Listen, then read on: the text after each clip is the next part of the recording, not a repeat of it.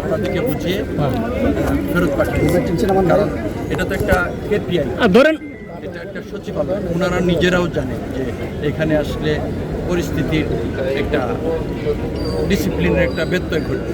আপনারা মাধ্যমে সরকারের কাছে কোনো দাবি জানিয়েছেন কিনা তারা?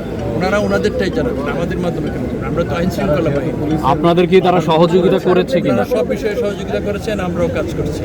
এটা একটা নিত্য নৈমিত্তিক ঘটনা, মিছিল হবে, আমরা ওনাদের সাথে সহযোগিতা করবো, ওনারা আমাদের ডাউন করেন, ওনাদেরকে বুঝিয়ে ফিরিয়ে দিয়েছে এবং ওনারাও বুঝতে পেরেছে।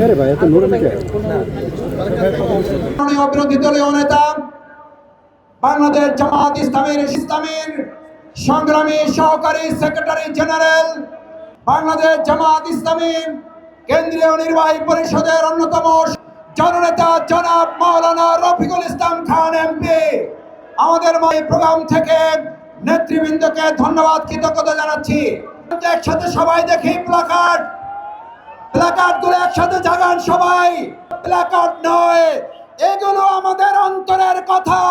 18 কোটি মানুষের দাবি মানতে হবে, এই দাবি মানতে হবে। তাদের হাতে প্ল্যাকার্ড গুলো পৌঁছে দিবেন, আর না হলে প্ল্যাকার্ড